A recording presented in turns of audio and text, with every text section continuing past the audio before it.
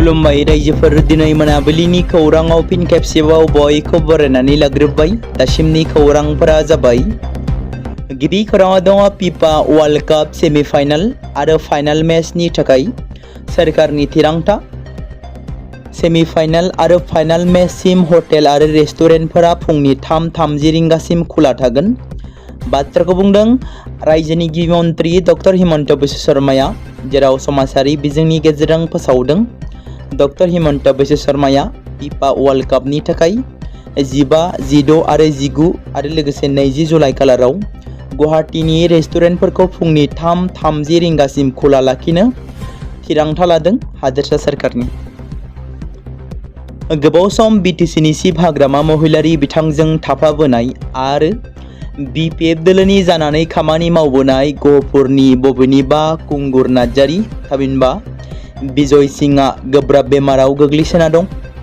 गहपुरनि गोजोन फोथार गामिनि मोनसे समनि सानजा गहपुर दखरा दुलाराय बर' फरायसा आफादनि 1996 आरो 98 मायथाइनि बारग' आफादगिरि आरो लोगोसे गहपुर हालामनि समाज सिबियारि बिपिएफ हान्जानि सासे गोख्रों दैदेनगिरि बबेनिबा खुंगुर नार्जारीया दिनैसिम 2 बोसोर सिगांनिफ्रायनो गोब्राब बेमाराव गोग्लैसोना दंमोन।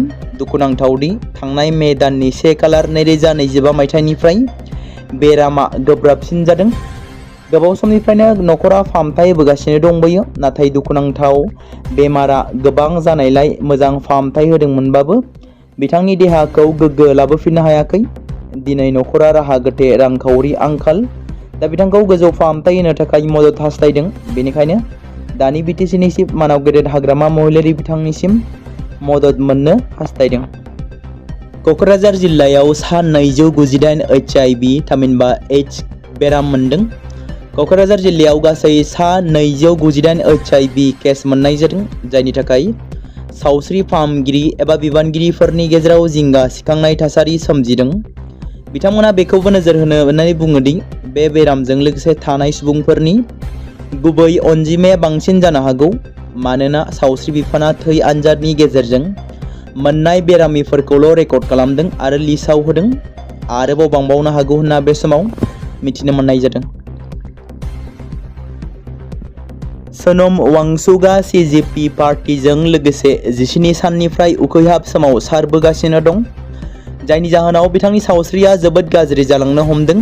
बिथांनि जिउखौ रैखा खालामनो थाखाय दिल्ली गोजौ बिजिरसालियाव मोनसे गोनांथार पाब्लिक इन्टारेस्ट लिटिगेशन थामहिनबा PIL दाखिल खालामनाय जादों।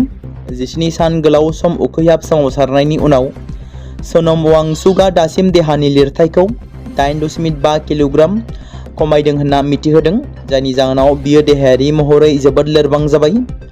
बिजिरसालियाव होनाय आर'जलाइयाव बिथांनि बावैसो जानाय मेडिकेल रिपर्टखौ दाबिनानै एबा मख'नानै दाबि खालामनाय जादों दि जुदि बिथांनि उखैहाब सोमावसारनायखौ थाबैनो फोजोबनाय जायाब्ला एबा बन्द' खालामाब्ला फैगौ साननैनि गेजेराव एबा 48 घन्टानि गेजेराव बिथाङा थैनो हागौ। आर'ज गाबगिरिया दिल्ली गोजौ बिजिरसालिखौ खावलायहरदों दि सोनम वांचुकनि उखैहाब सोमावसारनायखौ नारसिननानैब्लाबो सिफायनो थाखाय जिल्ला खुंथाय आरो सोमोन्दो गोनां बिबानगिरिफोरखौ बिथोन होनो नांगौ, लोगोसे बिथांखौ इमारजेन्सि देहा फाहामथाय आरो जाग्रा आदार जगायनो थाखाय खुंथायखौ बिथोन होनो थाखाय खावलायनाय जादों। इउपि रायजोआव दुखुनांथाव जाथाय, सासे आइजोआ गावनि गथ'खौ बुथारदों। इउपि रायजोआव मोनसे दुखुनांथाव आरो इनाय जाथाया गोबां सावरायजादों। सासे प्रेगनेन्सि आइजोआ उन्दै खुदिया गथ'खौ जोनोम होनायनि उनाव लोगोआव लाङालासे बुथारनाय जाथाय। बेराफारसेथिं पुलिस बिफाना जाथाय जानायखौ खौरां मोननाय लोगो लोगो इउपिनि मोनसे प्लेटनिफ्राय जिना कुमारी मुंनि आइजोखौ एरेस्ट खालामदों। जाथायनि सायाव गुवारै नायबिजिरनो थाखाय बेखौ थानासिम लानानै थाङो होनना रिपर्टआव फोरमायथिदों। बे जाथाया गासै ओनसोलावनो दुखुनांथाव थासारि सोमजिहोदों। पुलिसनि नायबिजिरनायनि उनावसो रोखा बाथ्राखौ मिथिनो हागोन होनना रिपर्टआव फोरमायदों। चिरांनि अन्थाइबारि बर' निलिबारि गामियाव सिखाव खावनाय जाथाय। चिरां जिल्लानि रुनिकाटा थानानि सिङाव थानाय बेंटल बर' निलिबारि गामियाव थांनाय मैया हरनि 12:30 रिंगासो समाव खाबु लानानै सोरबा दुथां सुबुङा JCB आरो ट्रेक्टरनि बेटारिजों लोगोसे सेल्फ खावनानै लाङो। बादायाव थाग्रा सुबुंफोरनि फोरमायनाय बादिब्ला JCB आरो ट्रेक्टरफोरखौ आइ दैमानि खुरखानायखौ होबथानो जिअ' बेग बस्ता जाबनायाव बानायनो थाखाय एबा बाहायनो थाखाय लाबोनानै दोनदोंमोन। बेराफारसेथिं जेसिबि आरो ट्रेक्टरफोरा क'क्राझारनि थागिबि सुदां कुमार ब्रह्मनि होननानै मिथिनाय जादों।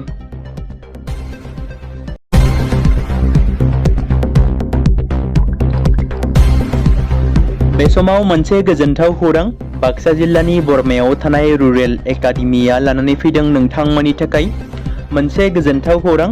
थांनाय SSLC आरो हायार सेकेन्डारिनि आनजादाव जाय फरायसा आरो फरायसुलिफोरा उथ्रिसारनो हायाखैमोन एबा फेल जादोंमोन, बेनि थाखाय रि एग्जाम होफिननो गोसो गुदुं फरायसाफोरा थाबैनो बरमा सेकेन्ड गेटआव थानाय रुरेल एकाडेमियाव मुं थिसनफैनानै मेट्रिक आरो HS आनजादखौ होफिननो हागोन। बेनि अनगायैबो जाय फरायसाफोरा थांनाय मेट्रिक आरो HS आनजादाव नांगौ बादि जौखोन्दो एबा मार्क्स लानानै उथ्रिसारनो हायाखैमोन, बिथांमोनाबो बे रुरेल एकाडेमियाव एडमिशन खालामफैनानै मार्क्स इमप्रुभमेन्ट खालामनो हागोन। स्ट्रिम हिसाबै आर्ट्स, साइन्स आरो कमार्सनि गासैबो फरायसाफोरा रुरेल एकाडेमियाव एडमिशन खालामनो हागोन। बेनि थाखाय थाबैनो 8761903455 नङाब्ला 87203585 जानबुं नम्बराव जगाजग खालामहरनो हागोन।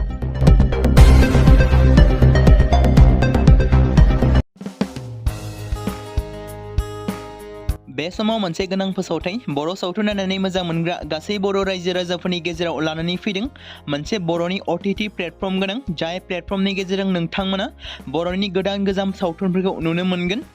थांनाय माखासे बोसोर सिगां बर'नि गेजेराव लानानै फैनाय निउबो एप बायदिनो फिन आरोबाव लानानै फैदों बर' रायजो राजाफोरनि थाखाय।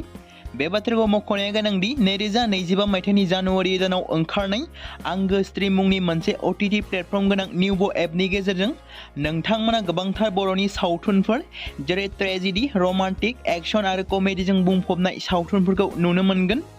जेरै सनानि नखर, थांखि गैयै समाज, अनसुला आफा, हिर', बिमा बायदि बाजै, अर, थैसाम, वान्टेड, संदान आरो रं नाम्बार बायदि सावथुनफोरा मख'जाथाव। बेफोर सावथुनफोरखौ नायनो थाखाय नोंथांमोना गिबियावनो आंगो स्ट्रिम एपखौ गाव गावनि मबाइलाव थानाय प्ले स्ट'रनिफ्राय डाउनल'ड खालामनानै लोगोसे इनस्टल खालामनानै गावनि मबाइल नाम्बारजों लगइन खालामनानै लाग्रोनांगोन। बेनि उनाव नोंथांमोना गोबांथार नुनो मोनै सावथुनफोरखौ गुगोल पे, फन पे आरो पेटिएमजों रं नाम्बार सावथुनखौ नायनो थाखाय 60 रां आरो संदान सावथुनखौ नायनो थाखाय 80 रां, वान्टेड सावथुनखौ नायनो थाखाय 60 रां, थैसाम सावथुनखौ नायनो थाखाय 60 रां, बेबायदिनो गोबांथार नुनो मोनै सावथुनफोरखौ नायनो थाखाय सुबिदा खालामनानै होदों आंगो स्ट्रिम प्लेटफर्मा। फिन नोंथांमोननि गेजेराव फोरमायबावनो लादों बर' सावथुन नायनानै मोजां मोनग्रा गासै बर' रायजो राजाफोरनि गेजेराव लानानै फैदों मोनसे बर'नि OTT प्लेटफर्म गोनां, जाय प्लेटफर्मनि गेजेरजों नोंथांमोना बर'नि नुनो मोनै सावथुनफोर जेराव गोदान गोजाम सावथुनफोरखौ नुनो मोनगोन। बे बाथ्राखौ मख'नाया गोनांदि 2025 मायथाइनि जानुवारि दानाव दिहुनजानाय आंगो स्ट्रिम मुंनि मोनसे OTT प्लेटफर्म गोनां एपनि गेजेरजों नोंथांमोना गोबांथार बर'नि ट्रेजेडि, रमान्टिक, एक्शन आरो कमेडिजों बुंफबनाय सावथुनफोरखौ नुनो मोनगोन। जेरै रं नाम्बार, संदान, वान्टेड, थैसाम, अर, बिमा बायदि बाजै, हिर', अनसुला आफा, थांखि गैयै समाज, सनानि नखर बायदि बायदि सावथुनफ्रा मख'जाथाव। बेफोर सावथुनफोरखौ नायनो थाखाय नोंथांमोना गिबियावनो आंगो स्ट्रिम एपखौ गाव गावनि मबाइलाव थाखानाय प्ले स्ट'रनिफ्राय इनस्टल खालामनानै गावनि मबाइल नाम्बारजों लगइन खालामखांनायनि उनाव नोंथांमोना गोबांथार नुनो मोनै सावथुनफोरखौ गुगोल पे, फन पे आरो पेटिएमजों रं नाम्बार सावथुनखौ नायनो थाखाय 60 रां, संदान सावथुनखौ नायनो थाखाय 80 रां, वान्टेड सावथुनखौ नायनो थाखाय 60 रां, थैसाम सावथुनखौ नायनो थाखाय 60 रां, बेफोरबायदिनो अर सावथुनखौ नायनो थाखाय 60 रां पे खालामनांगोन। बेबायदिनो गोबांथार नुनो मोनै बर' सावथुनफोरखौ नायनो थाखाय सुबिदा खालामनानै होदों आंगो स्ट्रिम प्लेटफर्मा। बे समाव मोनसे गोजोनथाव खौरां क'क्राझार जिल्लानि सिङाव थानाय बड'लेण्ड एकाडेमि सेनियर सेकेन्डारि स्कुला लानानै फैदों BTC हालामनि थाखाय मोनसे गोजोनथाव खौरां।